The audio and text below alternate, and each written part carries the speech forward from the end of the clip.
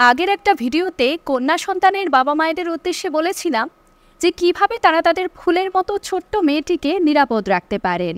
আর আজকের এই ভিডিওতে বলবো পুত্র সন্তানের বাবা মায়েরা নিজের ছোট্ট ছেলেটিকে ছোট থেকেই কিভাবে তৈরি করবেন যাতে সে বড় হয়ে কোনো মেয়েকেই পণ্যের নজরে না দেখে। যাদের পুত্র সন্তান রয়েছে তারা সম্পূর্ণ ভিডিওটি দেখুন এবং মন দিয়ে প্রতিটি কথা শুনুন। 1. যেভাবে মেয়ে বাচ্চারা তাদের মাকে নকল করে ঠিক সেভাবে ছেলে বাচ্চারা কিন্তু তাদের বাবাকে অনুকরণ করে। তাই বাবাদের বলবো, আপনি আপনার ছোট্ট ছেলেদের সামনে এমন কোনো অশ্লীল আচরণ আপনার স্ত্রীর সাথে করবেন না যেটা তার মানসিকতায় নেতিবাচক প্রভাব ফেলতে পারে।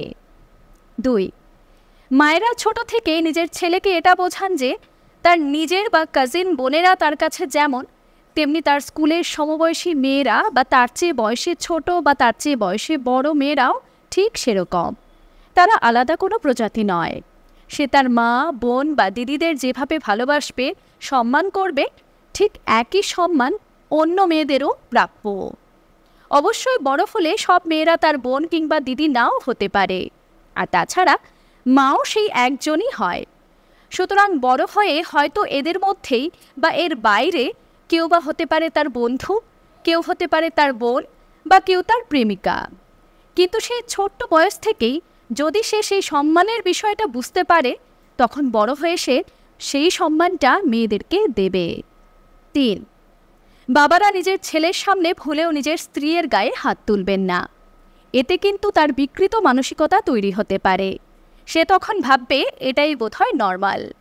এভাবেই বোধহয় মেয়েদের গায়ে যখন তখন হাত তোলা যায়, এভাবেই বোধহয় অসম্মান করা যায়। তাই ভুলেও এটা করবেন না।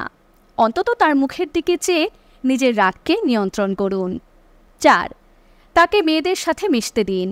ছেলেরা মেয়েদের সাথে খেলা করে না, মেয়ে বন্ধু বেশি বানায় না, মেয়েদের সাথে মেলামেশা করে না, এই ধরনের ভুলভাল কথা বলবেন না।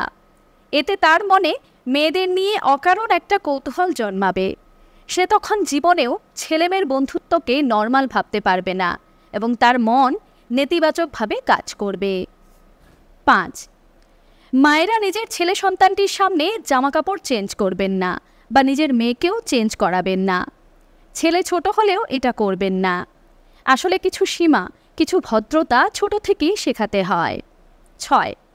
কোনো মেয়ের গায়ে বিনা অনুমতিতে হাত দিতে নেই, এমনকি হাতটাও ধরতে নেই। সেটা নিজের ছেলেকে শেখান।